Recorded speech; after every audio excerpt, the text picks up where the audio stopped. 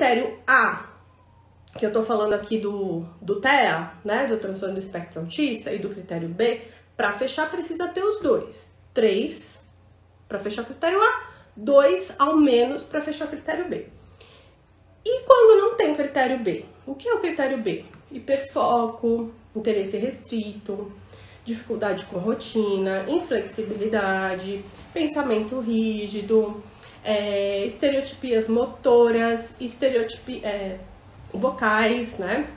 Ecolalias, o andar na ponta do pé, o brincar enfileirando, né? Então isso tem que ter aparecido em algum momento. Esqueci as questões sensoriais. Questões sensoriais, né? Hiper ou hiporreatividade com som, com questões gustativas, táteis, enfim, fascínio por luzes, enfim, também tem as questões sensoriais. Esses 4 critérios, eles facilmente se confundem com o jeitinho dele, a mania dele. Então, às vezes, isso não aparece tão claramente para os pais, né? O olhar dos pais, e aí não vai chegar na avaliação. Os pais não vão reclamar disso, né? Aquela criança que come arroz, feijão e bife em qualquer contexto, né? Em qualquer situação. A gente vê adultos assim, né? Em qualquer situação, num casamento, numa viagem, num buffet, num restaurante chique, na casa da avó, no almoço, no jantar, no Natal, na sexta-feira santa, em qualquer contexto, arroz, feijão e bife, não come outra coisa. Enfim, eu tô dando um exemplo aqui, né, gente? Não é pra sair diagnosticando quem come arroz, feijão e bife, mas isso é facilmente indicado na nossa sociedade como o jeitinho dele.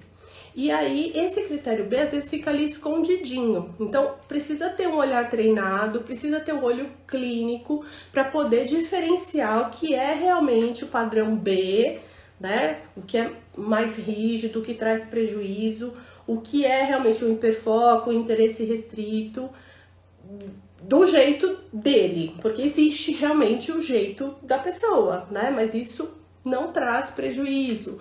Existe aí uma qualidade nisso e uma intensidade que vai fazer a gente diferenciar se isso preenche os critérios do critério B para o transtorno do espectro autista ou se não, se é algo que não preenche a qualidade e intensidade necessária ou se essa criança nem tem essas questões. E aí a gente vai ficar somente com o critério A, que são os déficits importantes na comunicação social.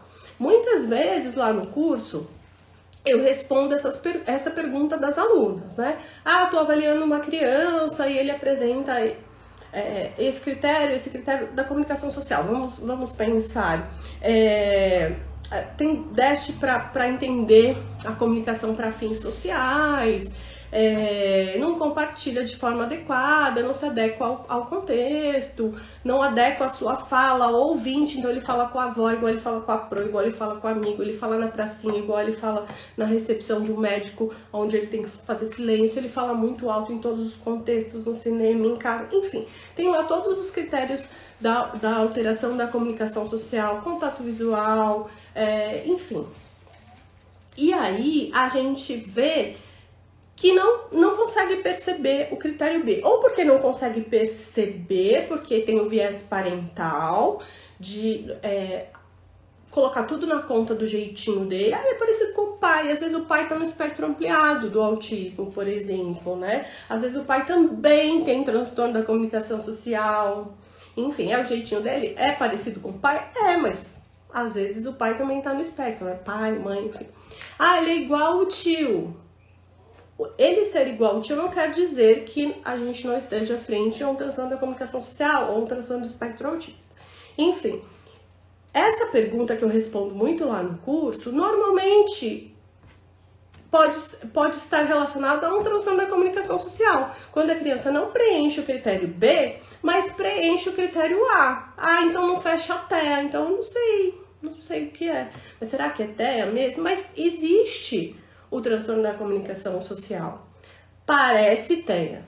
Tem as mesmas dificuldades de interação social do que uma criança TEA, mas não tem o segundo critério.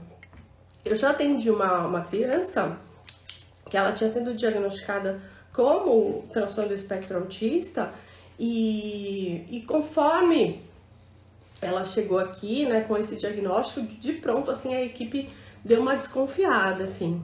E aí, depois de um tempinho, a gente partiu para o transtorno da comunicação social, porque os outros critérios, eles não eram persistentes e nem claros para a gente conseguir fechar TEA.